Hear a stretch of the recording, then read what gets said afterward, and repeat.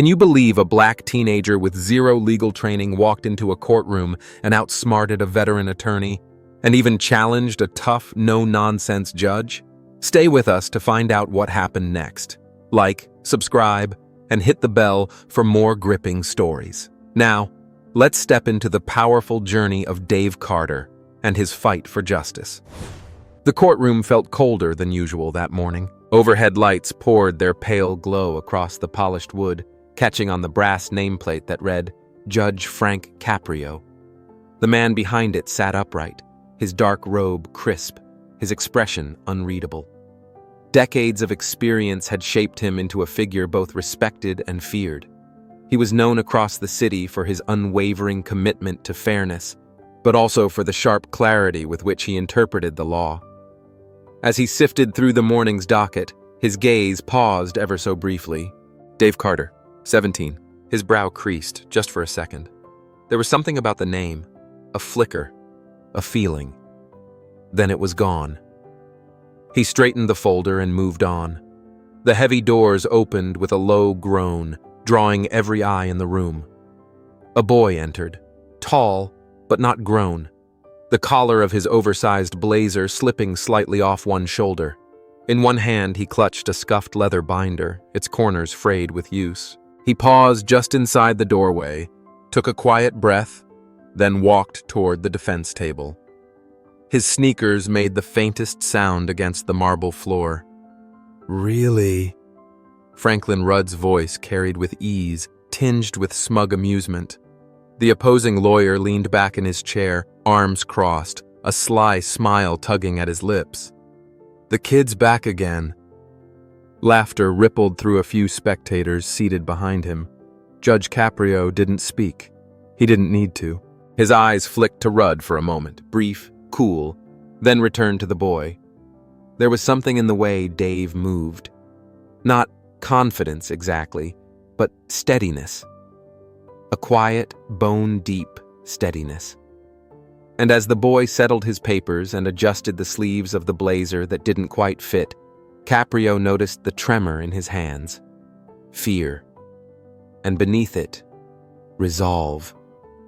When Dave began to speak, the courtroom stilled.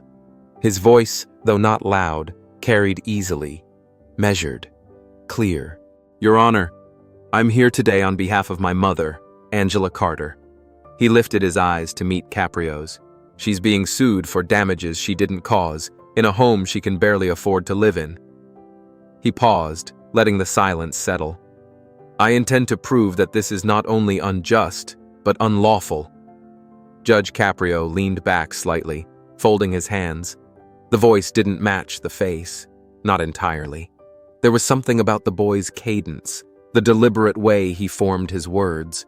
Caprio narrowed his eyes. It wasn't rehearsed exactly. It was lived, and it reminded him of something, or someone, he couldn't quite place. Across the aisle, Franklin Rudd gave a dismissive chuckle.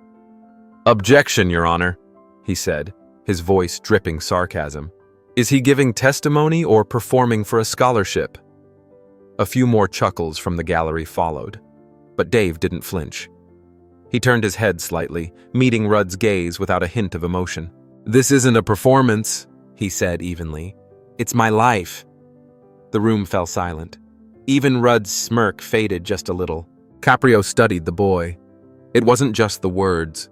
It was the way he said them. There was pain there, quiet and tightly held. And something else, too, something like defiance, though not reckless. Earned defiance. The kind that doesn't come from arrogance, but from carrying burdens too heavy for someone his age. Caprio shifted in his seat. Rudd adjusted his tie but said nothing. The judge's eyes never left Dave. Something inside him stirred. An old memory, maybe, or a familiar ache. He couldn't explain it, not yet, but the boy's voice, the raw honesty of it, reached something deeper than logic. As the silence lingered, Dave raised his eyes once more. I'm not here because I want to be a lawyer. I'm here because my mother deserves to be heard, and if no one else is going to speak for her, then I will. Caprio said nothing, but in the stillness that followed, his expression changed, just slightly. The line of his mouth softened. His eyes, always sharp, now carried a trace of something gentler. Recognition, perhaps. Or respect. He gave a slow, almost imperceptible nod. And just like that, the trial began. Dave placed a thin stack of photographs on the table beside him. This is our home, and this is what it looked like the day the damage supposedly occurred. He didn't look at the photos as he spoke. He didn't need to. He knew every chipped tile and warped floorboard in those images by heart. The landlord says we left the place in ruin, that we smashed windows, tore up carpets, flooded the bathroom, but I have proof, and I have questions. Like why his report was filed 2 weeks after we moved, or why the repair invoices are dated before the alleged damage happened. Dave continued, his voice steady, almost gentle. We live in a part of the city that most people forget about. Cracked sidewalks, paint peeling off the walls. My mom, she cleans buildings downtown. 4 jobs a week. She comes home late, sometimes after midnight, and still finds time to ask if I ate or if I need help with homework. We don't have much, but we always had enough. Until now. The sound of Dave's voice echoed softly through the courtroom, steady as rain tapping gently against glass. But somewhere between the boy's measured tone and the quiet conviction behind his eyes, something began to stir in Judge Caprio's mind. A flicker, then a feeling, then a memory.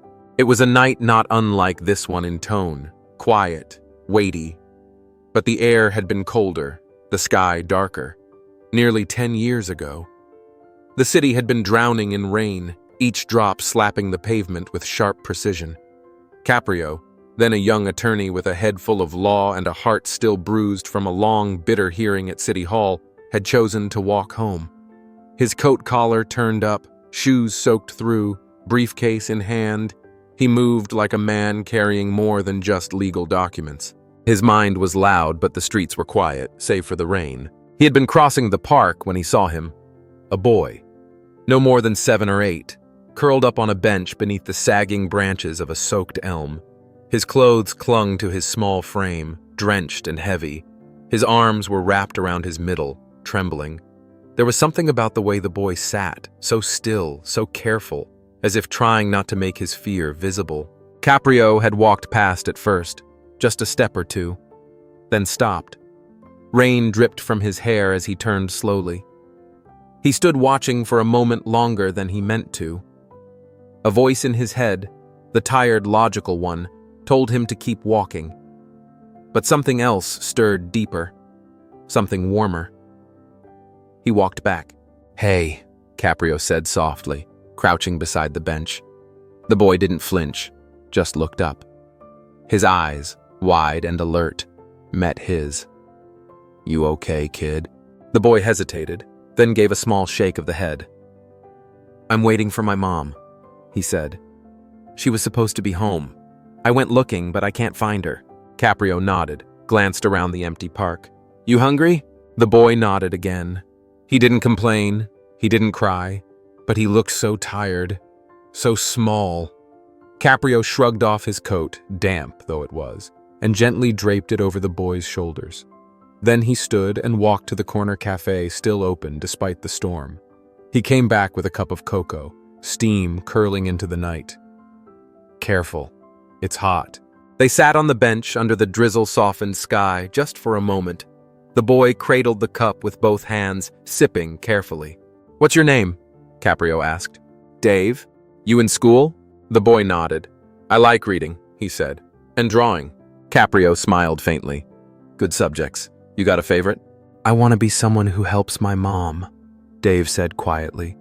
"Like in those shows where they stand up in court and say the truth, the kind that fix things." Caprio didn't speak right away. Something about the way Dave said it, the way he looked out into the rain like he could already see something brighter, tugged at him. Finally, he said, "Then remember this, Dave. No matter where you come from or what happens, always believe in what's right, even when it's hard." Minutes passed. A woman burst into the station's warm light, soaked to the bone, breathless, panicked. Her eyes scanned the room until they landed on the small figure sitting in the chair by the front desk. "Dave!" she cried. She rushed forward, pulling him into her arms. She was trembling, not just from the rain. Angela Carter, Caprio, stood to the side, quiet. She turned to him, her voice thick with gratitude. "Thank you. I don't know how to... What's your name, sir?" He had only nodded. "Doesn't matter," he said. "Just remember this. No matter how hard it gets, teach him to believe in what's right." And then he left. But he never forgot. Not the boy with cocoa-stained lips and eyes full of impossible light. Not the mother who ran through the storm. Now, all these years later, that same light stood before him. Taller, stronger, but still flickering with the same steady fire. Judge Caprio looked down at the file before him, then up at Dave Carter. The name, the face, the voice. The memory fell into place like a final piece of a long-lost puzzle. He hadn't just seen this boy before. He had once handed him his own coat. The tension in the courtroom thickened as Dave Carter continued speaking, his voice steady though his fingers gripped the edge of the defense table, just a little tighter. Each word was chosen carefully, delivered with the poise of someone older than his years. Judge Caprio watched silently, his features unreadable. But beneath that calm exterior, something stirred, something deeply human. Then the doors at the back of the courtroom creaked open, drawing a slow turn of heads. Gregory Langford had arrived. He moved like a man used to being watched, every step deliberate, his black suit pressed to perfection. His salt and pepper hair was combed with surgical precision, and his shoes clicked sharply against the marble floor. He didn't look around, didn't acknowledge anyone. He simply took his seat at the plaintiff's table, nodding curtly at Franklin Rudd before resting a gloved hand on the polished wood. Gregory leaned over and whispered something to Rudd. Whatever it was made the lawyer's mouth curl into a smug grin. The two men shared a look, mocking, certain, and then turned their eyes on Dave, as though examining a fly they meant to swat. Rudd rose, his voice sharp and polished. "Your Honor," he began, with theatrical flair, "while I admire young Mr. Carter's enthusiasm, we must remember that enthusiasm is not a substitute for legal training. Nor," he added, casting a glance at Dave, "is Google a law degree." Laughter rippled across the room. Dave flinched just slightly. The kind of moment only a trained eye could see. But Judge Caprio saw it. Angela Carter saw it too. From her seat behind the defense table, her hands clenched tighter in her lap. Her eyes never left her son, though they shimmered with worry. Gregory Langford chuckled under his breath, loud enough for those around him to hear. Then, leaning forward, he spoke, his voice smooth as glass but edged like a blade. "This," he said with a wave toward Dave, "is what happens when people start believing that watching courtroom dramas and Googling legal jargon can replace years of education. The law," he added, turning to Judge Caprio, "deserves better than this sideshow." More laughter, some mocking, others uncertain. The room wavered between discomfort and derision. Dave stood still. His lips pressed into a tight line. He took a slow breath. He could feel the heat rising in his chest, the sting of humiliation, the weight of disbelief pressing down like a hand on his back. But he didn't sit. He didn't speak yet. He simply looked down at his notes, steadying his thoughts like hands on a steering wheel. Rudd wasn't done. He stepped closer, circling like a hawk. "Tell me, Mr. Carter," he said, "what's next? Will you diagnose patients without medical school? Fly planes without a license? Or is it only the law you think anyone can do, provided they have enough internet access and teenage arrogance?" There was a murmur of discomfort in the gallery now. Not everyone was laughing anymore. Judge Caprio sat with his hands folded, his jaw tight. The rules were clear. He couldn't intervene unless necessary.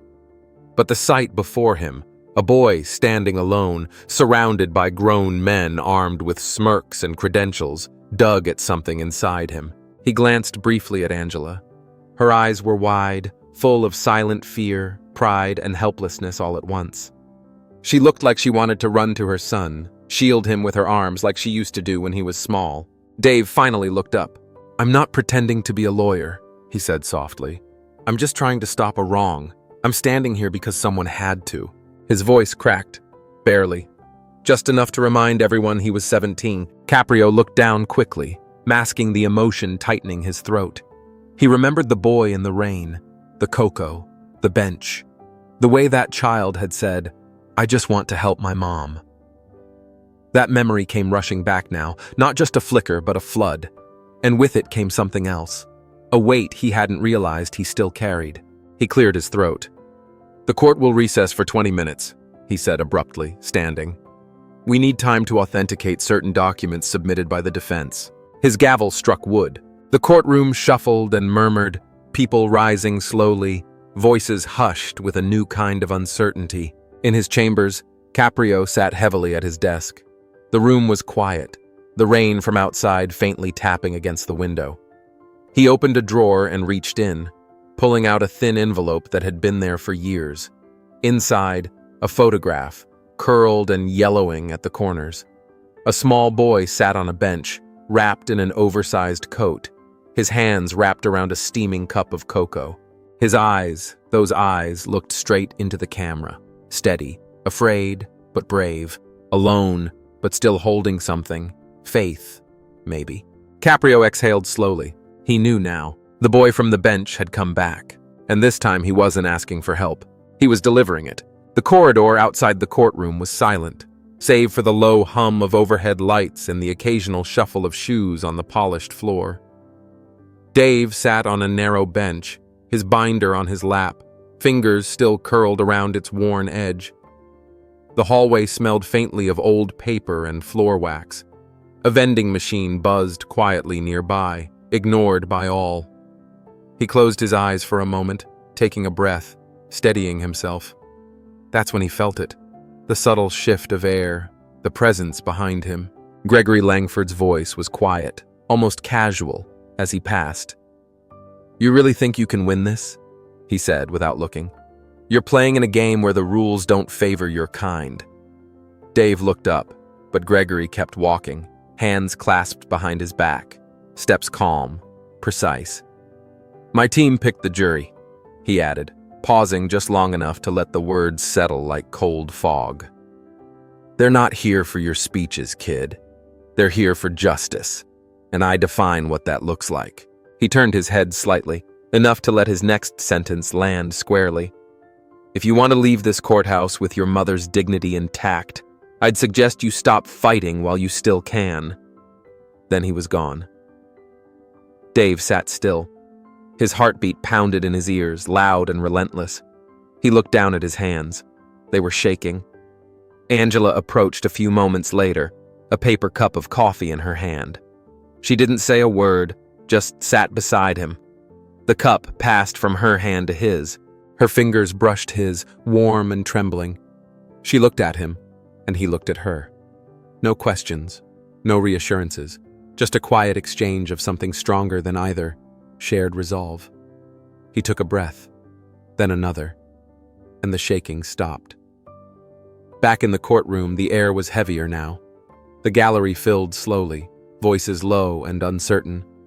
People glanced between one another, reading the room, reading the mood.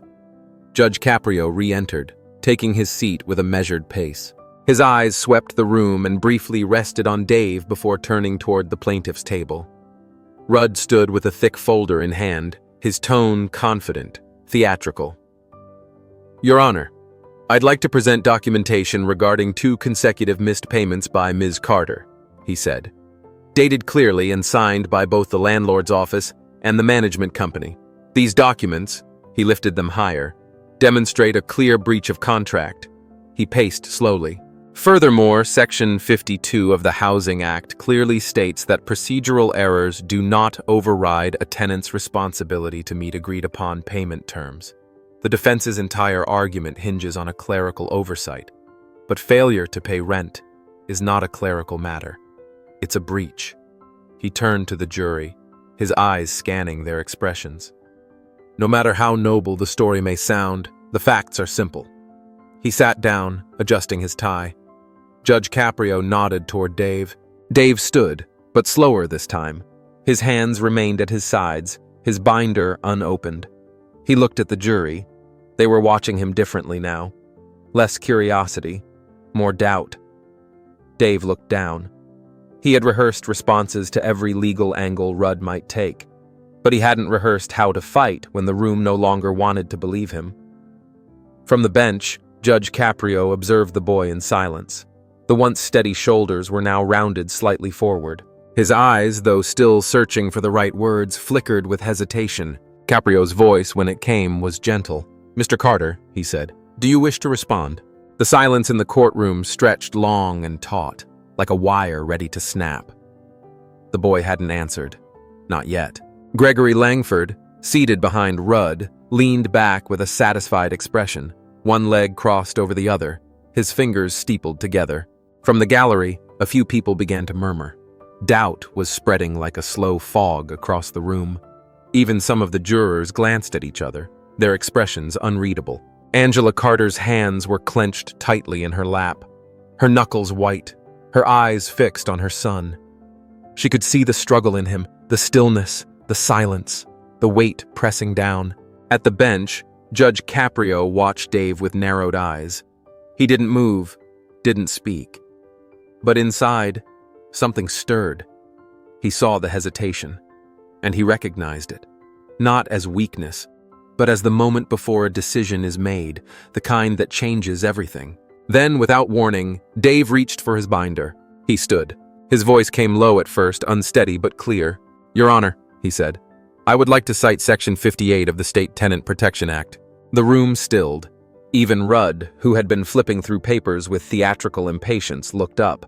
Dave swallowed, his fingers tight around the page he held. "This law clearly states," he continued, "that eviction notices must be signed by a certified notary public at the time of issuance. Any notice issued with an invalid or fraudulent signature is rendered void." He lifted the document, holding it for the court to see. "This notice," he said, "the one used to justify my mother's eviction, bears the signature of a notary who officially retired 2 years before the date on this document." There was a collective intake of breath from the gallery. "I also cite State v. Harper 2008, Dave pressed on, stronger now, in which the court ruled that any eviction process based on forged or invalid notarization constitutes a full procedural failure and is therefore unlawful. Caprio leaned forward slightly, his eyes no longer cool and analytical, but sharp with something else. Admiration. Gregory's smirk fell. He shifted in his seat. Rudd turned to him sharply, whispering something urgent, but Gregory didn't respond. His jaw tightened. Rudd stood quickly. "Your Honor," he said, his voice forced and sharp. "This is absurd. How does a teenager even come across records of a retired notary? I request immediate verification of this so-called evidence. There's no way." "The court will review the documentation," Caprio interrupted, his tone measured but firm. He gestured for the court clerk, who stepped forward to collect the papers. As the clerk moved, Dave added quietly, "Along with the notice, I've included official state documents confirming the notary's retirement date, and a copy of the certification expiration." Caprio nodded without looking up. The room held its breath. A long pause followed. The clerk reviewed the documents, then passed them to the judge. Caprio examined them carefully, his brow furrowed. After a moment, he leaned back and tapped the gavel once. "The documents submitted by the defense are valid," he said. A wave of motion swept through the courtroom. Gasps, whispered astonishment. One juror leaned in toward another, nodding slowly. "The eviction notice," Caprio continued, "is legally void under state law. Without valid notice, the eviction process cannot proceed. The court recognizes this as a violation of due process." Rudd slammed his hand on the table. "Your Honor!" "Enough, Mr. Rudd," Caprio said sharply. "The jury has heard your arguments, but the law is clear." He turned toward the jury. "Unless any member has reason to dispute this finding, the court is prepared to issue its decision." The jury forewoman stood. "We agree with the court's conclusion, Your Honor." Caprio nodded slowly. "In that case, the court rules in favor of the defendant, Angela Carter. The eviction notice is hereby dismissed on the grounds of legal invalidity." Angela gasped quietly, her hand flying to her mouth. Tears welled in her eyes. She looked at her son, who was still standing, shoulders straight, Binder pressed to his chest, Rudd muttered under his breath, face dark with frustration. Every objection he raised after that was calmly, systematically denied. Gregory sat motionless, his gaze fixed on nothing, lips pressed into a thin, pale line. Dave turned slightly and looked back at his mother. She nodded, slowly, her eyes shining, and somewhere deep inside the courtroom, something shifted. Justice, quiet but undeniable, had been heard. The courtroom had never felt this still, not even in the moments before a verdict. It was the kind of silence that wrapped itself around the walls, pressing gently into every corner, as if the building itself were holding its breath.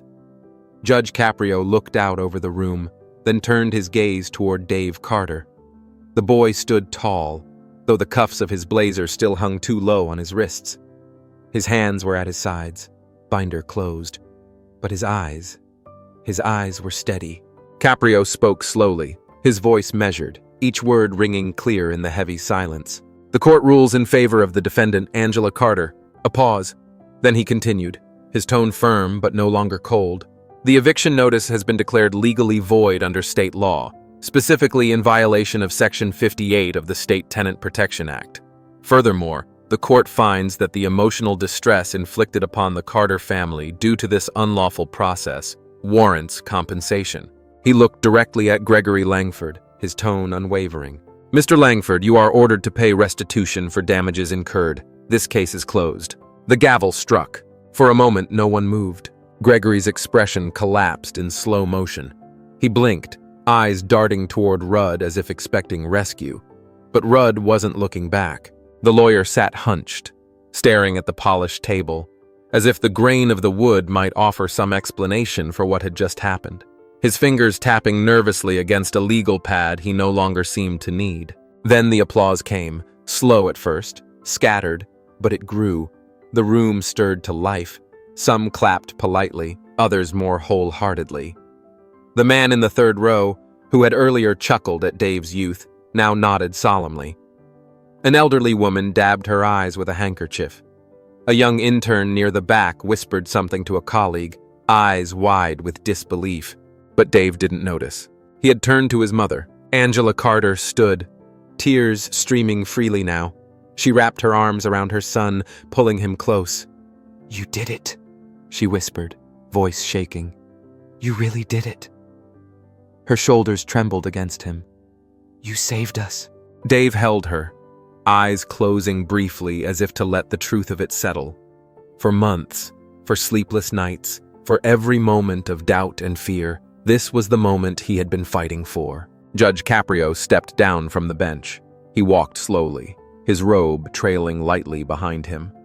As the crowd parted, he approached the Carters with quiet purpose. The applause softened. A hush returned. All eyes turned once more. Angela looked up as he neared, still holding Dave close. Then he spoke gently, as if recalling something long buried but never forgotten. "Do you remember the rain?" he asked. Angela blinked. Her lips parted slightly, as if to answer, but nothing came. Her breath caught in her throat. Caprio gave a small nod, his eyes kind now. "The bench, the cup of cocoa. You ran in, soaked to the bone." Recognition dawned. Angela raised a hand slowly to her chest, eyes searching his face. "It was you," she breathed. "That night." Dave looked between them, confused at first. Then his brow furrowed and his voice, soft and uncertain, filled the space between them. "You were the man from the park?" he asked. Caprio smiled, not wide, but warm. "I never forgot you," he said quietly. "That little boy, trembling in the cold, telling me he wanted to help his mother. That night reminded me why I ever believed in the law." Dave stood motionless. His face, a mix of disbelief and wonder, began to soften. "I didn't know," he murmured. "I never knew who you were." "You didn't need to," Caprio said. "You found your own way here. And today, you reminded me again." He looked from Dave to Angela and back again, then placed a hand gently on the boy's shoulder. "You have something this system needs more of," he said. "Not just knowledge, but heart. If you truly want to study law," he said, "I'll help you, guide you, teach you what it means beyond the books. Because people like you, this country needs more of them. Dave didn't speak right away. He looked down, then up again, blinking away the burning in his eyes. His voice came soft, almost a whisper. "I will," he said. "Not just for her." He glanced toward the back of the courtroom, where Angela stood watching, her hands clasped tightly, her eyes glistening. "But for people like us, the ones who've been pushed aside, laughed at, told they don't matter. I want to be the voice they don't think we have." Caprio nodded once, a firm, silent gesture of understanding. He studied the boy for a moment longer, then turned to Angela, whose tears had begun to fall freely now, not from fear or pain, but from something that had once seemed too far to hope for. Angela looked at the two of them, one young and barely grown, still carrying the fire of the fight in his chest, the other aged and carved by years in the courtroom, a man who had long thought he'd seen it all. She saw something rare in their exchange, a passing of something sacred, quiet, and enduring. Caprio took a slow breath and then said, "You didn't win because you out-argued a seasoned attorney. You didn't win because you quoted the right statute." He paused, searching Dave's face. "You won because you held on to what was right, even when no one else believed it, even when they tried to break it out of you." Dave's throat tightened. He didn't trust his voice to speak, so he simply nodded. He'd never felt smaller or prouder in the same breath. It was as if the storm that had raged inside him for weeks had suddenly lifted, leaving behind something quiet and clear. Caprio stepped back, letting the weight of his words settle where they needed to. He gave Angela a small, respectful nod, and she returned it with a smile that trembled with emotion. Then he turned and walked slowly toward the hallway, his robe catching the fading light as it trailed behind him. Dave remained for a moment longer, eyes lingering on the empty bench, the silent gallery, the walls that had witnessed something no one had expected. He gathered his binder, now heavy not with paper, but with purpose. Angela joined him, placing a hand gently on his back. They walked outside together, where the afternoon sun had just begun to dip, casting a warm glow over the courthouse steps. The building stood tall and solemn behind them, no longer a place of fear, but one of reckoning. Dave turned to look back. He didn't speak to his mother. He didn't need to. Instead, he gazed up at the towering columns and the flag fluttering lightly in the breeze. His voice, when it came, was just above a whisper, meant more for himself than anyone else. "One day I'll come back," he said, not as someone defending his right to be heard, but as someone who gives that right to others. Angela's hand found his. She squeezed it gently, and together, they walked home. If this story moved you the way it moved us, don't let it end here. What Dave did wasn't just about saving a home, it was about standing up when no one expected him to, holding on to what's right even when the world said he was wrong. And maybe, just maybe, it reminded us all that courage doesn't wear a suit or carry a title. It walks in with worn-out sneakers and a borrowed binder. If you believe in stories that shine a light on everyday heroes, hit that like button, share this video with someone who needs a little hope today, and subscribe so you never miss another story that reminds us of what really matters. Thank you for being here. Thank you for believing. We'll see you in the next one.